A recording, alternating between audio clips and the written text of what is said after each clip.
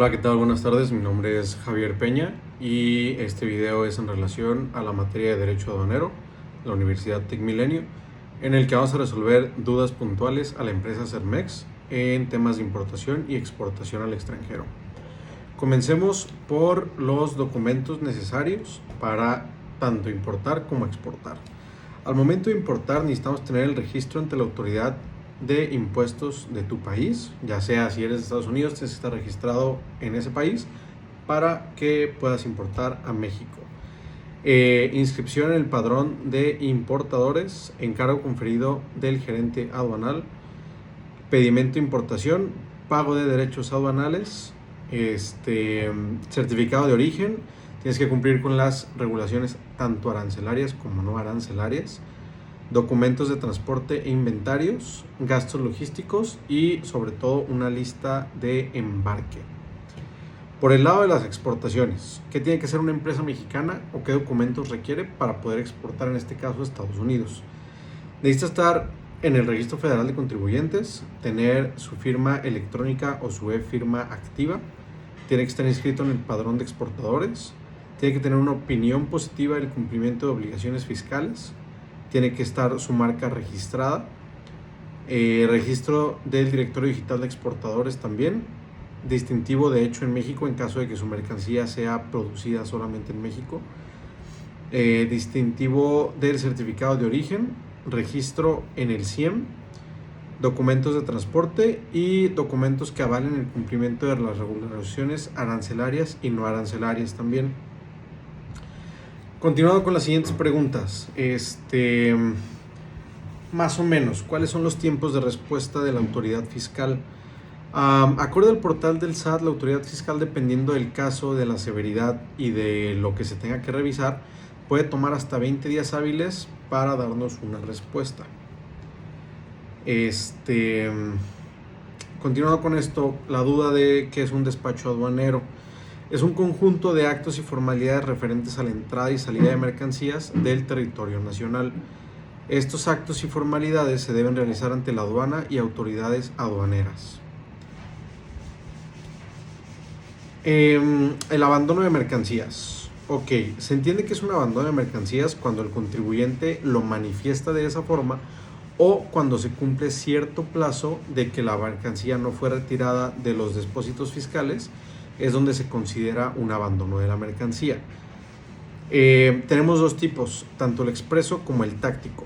En el expreso es en el que el cliente, tal cual de manera textual en un escrito, pide que la mercancía se abandone y se mueva del lugar. De la otra forma, el expreso es, el táctico es cuando no se ha retirado la mercancía en cierto determinado lapso de tiempo. Son 3 meses para mercancías que tengan salida del país. 3 días solamente para las mercancías explosivas o inflamables, radioactivas, todo esto que sea peligroso, que esté acumulado más de 3 días. Y para todo el resto de las mercancías que no sea con las características mencionadas anteriormente, se requiere de tener más de 2 meses para que ya sea considerada como un abandono de mercancía. ¿Hay formas de evitar estos problemas en la aduana? Sí, la mejor forma siempre va a ser tener todos los documentos en regla, tanto certificado de origen como número de cantidad de partes, tener todo lo que nos rige la ley en orden para que al momento de que nuestra mercancía ingrese a las aduanas no tenga ningún problema y no esté retenida para que enfrente un abandono. Para esto, también tenemos que revisar, porque es importante, la revisión de origen de las mercancías. Esta nos va a permitir como empresa reducir o evitar el pago de multas por omisión de contribuciones al momento de hacer nuestras declaraciones aduaneras. O de igual forma, cuando el control aduanero detecte datos no precisos de alguna posible infracción. ¿Qué nos dice esto? Pueden ser datos de que las cantidades no coinciden, el tipo de material es incorrecto o que incluso la mercancía es completamente diferente a la que tenemos en nuestra orden de aduanas, ¿no? ¿Quién nos puede auxiliar en esta situación? El SAT, el Servicio de Administración Tributaria, ya que en estos casos el agente aduanal queda deslindado completamente. ¿Por qué queda deslindado el agente aduanal? Al momento de que él recibe la información para hacer la exportación, él va a hacer todos los trámites con esa información que recibió. Si recibió la información errónea de parte del cliente, el agente aduanal queda completamente deslindado, ya que él trabajó con la información que se le presentó. En relación a las empresas extranjeras que quieren funcionar a través de franquicias, es posible. México está abierto a que las empresas extranjeras tengan franquicias en el país. Tenemos muchos ejemplos de esas franquicias, como lo pueden ser la mayoría de los lugares de comida rápida.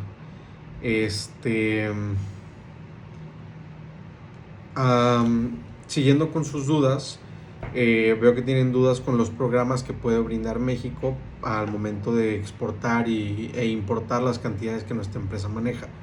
Sí, la empresa puede contar con apoyo del gobierno con diferentes programas, ya sea como Drawback, Prosec, CISEX, Altex, IMEX y ESEX. Los dos principales sería Drawback y el programa de IMEX. Los dos programas los explicamos durante la sesión. Drawback es básicamente se te regresan los impuestos que pagaste, ya sea por exportar o importar la mercancía, o por incluso envases o los lugares en donde hayas tenido que poner tu producto, ¿no? Y el programa IMEX pues beneficia a las empresas con el no pago de aranceles o de impuestos al traer mercancía que va a ser aquí fabricada, mejorada o reparada, y después mandarla de vuelta al extranjero. Siguiendo con las dudas, tenemos la duda del programa o de la Fundación OEA del mercado exterior. La OEA nos posiciona en el mercado exterior como una empresa que cumple con los estándares aduaneros y de seguridad con el objetivo común de garantizar la seguridad de la cadena logística.